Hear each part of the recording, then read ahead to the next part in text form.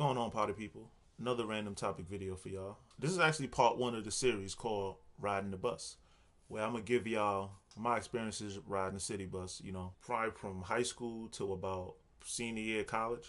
And yeah, check me out. But anyway, it's a lot of weird individuals on the bus, I have to say. That's one thing about riding the city bus that was never cool. I remember there was this lady. She reminded me of like the old crazy lady from Home Alone 2. You know what I'm saying? She just starts singing out of nowhere. Like, nigga, I'm sitting next to her. She just starts singing, looking at me all.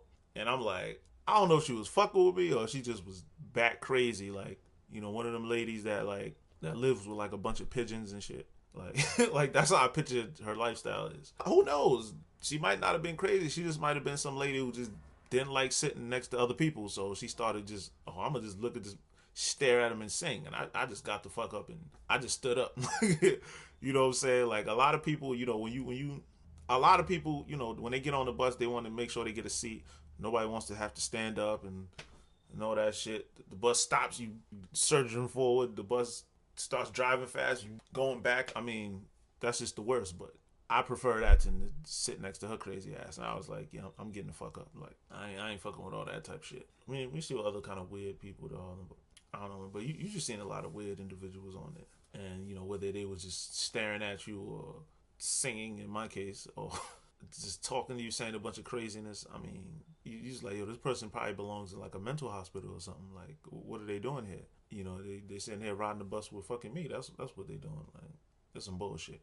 Next, we can talk about the smelly people on the bus. I mean, I don't even know what's worse, the smelly people or the weird person, because it's like, the weird person, you're like, I don't know what this motherfucker might be up to. Like, with the smelly person, I mean, I don't understand how you could just go in public smelling crazy like that, And you go to a place where you're around so many other people. You got to go downtown, or even if you don't go downtown, there's mad people on the bus, bro. And you got to walk by all these people. You got to sit down next to somebody. That smell is just traveling through the air, and you just looking at certain people like just mad as and the worst thing could possibly happen is when that smelly person comes down and sit next to you. That is the worst thing in the fucking world. Trust me when I'm telling you. The smelly person, and then you don't know if their funk is gonna get on you, and you might walk around start smelling smelly. Everybody thinking, oh, you just think it's like, nah, this funky motherfucker just came and sat next to me. Like, what the fuck I'm supposed to do? You know what I'm saying? And, or worse,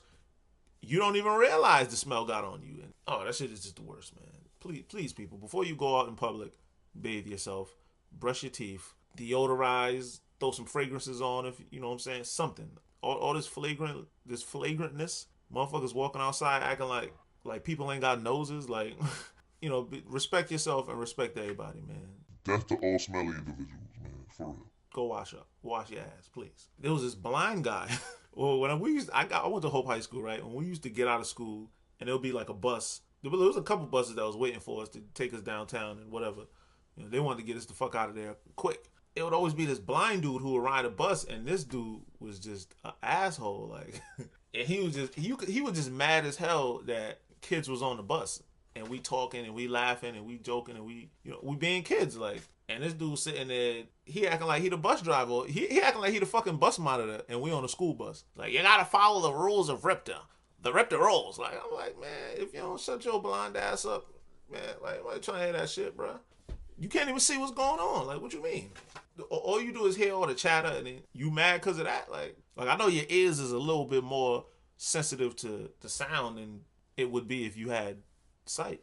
Come on, man.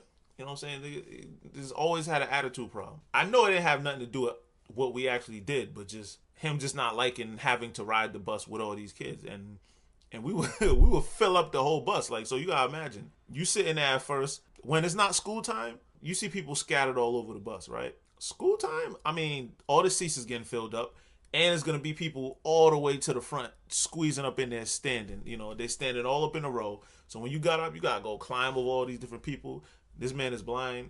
He's upset. And even sometimes, some of the kids would take a seat and no one wanted to give it up. The bus driver had to get up and like, yo, you see this guy, he's blind, he can't see. Like, you gotta give up your seat. Motherfuckers was not trying to give up them seats, bro. No one wanted to stand on the bus. You know what I'm saying? It just was what it was. Yeah, and you couldn't wait when the bus started dropping people off for somebody to get up, and it's like musical chairs. You know what I'm saying? Trying to get that seat before another nigga. It's rough out here, baby. You know. But anyway, I know there's one story. I'm on the bus, right? And it's these black kids, you know, and they're like playing in like the front seats. The front seats is usually reserved for old and disabled people. So what happened was this little black kids playing, and it kind of looked like they was by themselves. I seen this lady there, but she wasn't really saying shit to them, and they're literally like running across back and forth up the street. So back on the seats, like playing around and shit. So you kind of looking at her, and since she ain't saying nothing, you kind of like you would think like a mom probably wouldn't let her kids just run around like that. So it's this white dude, this old white dude, not old, but he was probably like middle age, and he's like, "Hey, where's your mommy?" He said, "Where's your?" And nigga, the black woman, she just came alive in that moment, nigga. She was just like, "I'm right here, so don't even think about it." Like, and he was like, "Oh no, I wasn't harming any kids." That shit was the funniest shit I ever seen in my life. Like, no, I wouldn't harm a little kid. Like that shit was because she 100% assumed that motherfucker was a pedophile trying to, oh, your parents, yeah, you want some candy? Come home with me or some shit like that. She 100% thought this nigga was a pedophile, and he 100% looked guilty as fuck. He was like, oh no, I wouldn't harm any kids. You know what I'm saying? Now, mind you, there's other people on the bus. The bus driver was on the bus, so, you know, the kids I don't think they had much to worry about, but it just, that shit was funny as hell. Like, the fact that any white dude who's, like, in his middle age, people just assume you're a pedophile. So, especially if you're riding the bus. Like, if you white in middle age and you ain't got enough money to get a fucking car, people just gonna assume you're a pedophile. I mean, I'm sorry to say. Yeah, man. Check out, hold up for part 2. Holla. Peace.